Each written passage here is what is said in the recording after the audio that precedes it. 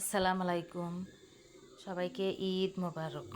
আজকে আমি ঈদের দিন দুপুরবেলা সকালে গিয়েছিলাম শ্বশুরবাড়ি, সেখান থেকে আসলাম বাসায়।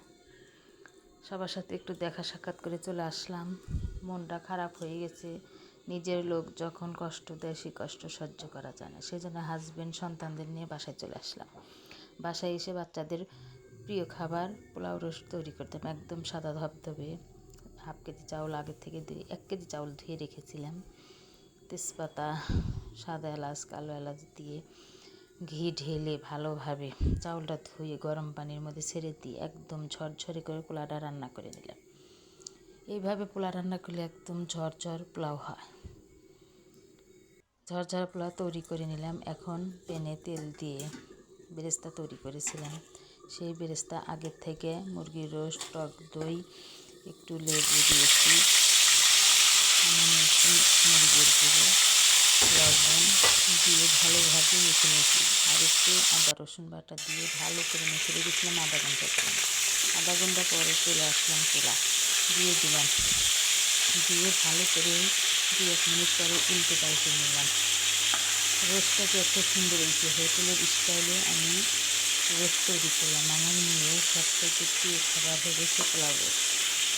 সে এতই পোলাও রোস্ট পছন্দ করে, ঈদের দিন যে কোনো দিনে তাকে রান্না করে দিলে সে সবসময় খাইতে পারে। একটু গোল্ডেন কালার হয়ে গেলে উল্টে দিলাম, উল্টে পাল্টে দিয়ে আবার 5 মিনিটের জন্য একটু ভেজে নেব। আর পোলাওটাতে দেখে এখন বেরেস্তা দিচ্ছি, কী সুন্দর যে হয়েছে, মজা সুস্বাদু, সেই সুস্বাদু। আপনি তো বলবেন যে পাগল নাকি আমি, ঈদের দিন সবাই পোলাও রোস্ট তৈরি করে, গরু মাংস, বাচ্চাকে মাংস, সবাই তো সেটা কথা। উল্টে পাল্টে নিয়েছি। মনটা ভালো না, কোন লোক যখন কষ্ট দেয়। বছরের প্রথম দিন, ঈদের দিন আমি অনেক কষ্ট পাইছি। আমার মেয়েকে যে কষ্ট দেয়, আমি একে যে আঘাত দিয়ে কথা বলে, আমি তাকে কখনো ক্ষমা করেছি। আল্লাহ জনের প্রতি ক্ষতি, আমি অভিশাপ করবো না। আমার সন্তানদের যারা ভালোবাসে না, আমার হাজব্যান্ডের টাকা পয়সা না, সেই জন্য এখন আমার সন্তানদেরকেও ভালোবাসে না।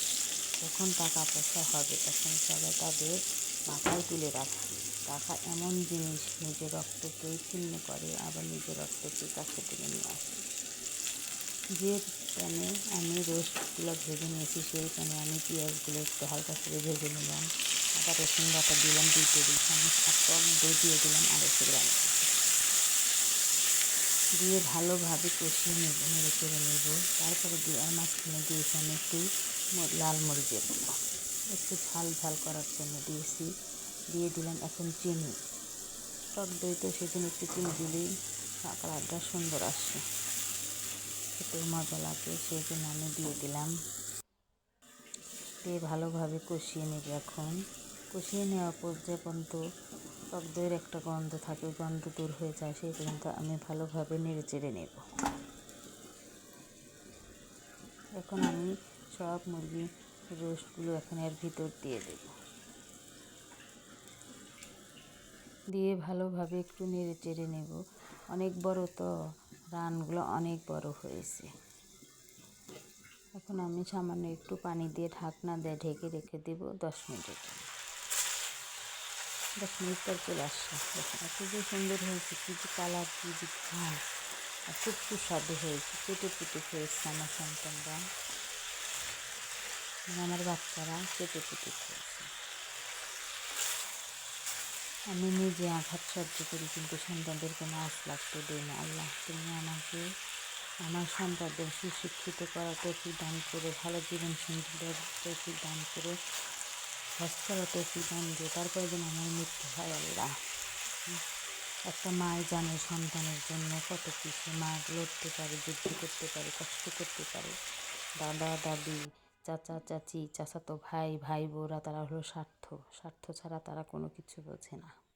দেখেন একদম পারফেক্ট হয়ে গেছে। আজ আমার সাদা পোলাও ঝরঝরে, তার সাথে কি যে মজা। আপন লোক যখন এমন কথা বলে, এখন কথাটা আমার রেসিপিটা ভিতরে সাবস্ক্রাইব করেন না, চ্যানেলটি সাবস্ক্রাইব করেন না, দ্রুত সাবস্ক্রাইব করুন। পরের আপনাদের কথা একটা সহ্য কমেন্ট করা আমাকে যায়, অনেক কিন্তু উৎসাহ আপন দেয়। লোকের কথা কখনো সহ্য আমি করা আল্লাহ যায় না। হাফেজ, আপন লোক সবাইকে হলো সবচেয়ে ধন্যবাদ। বেশি ভয়াবহ ক্ষতিকর।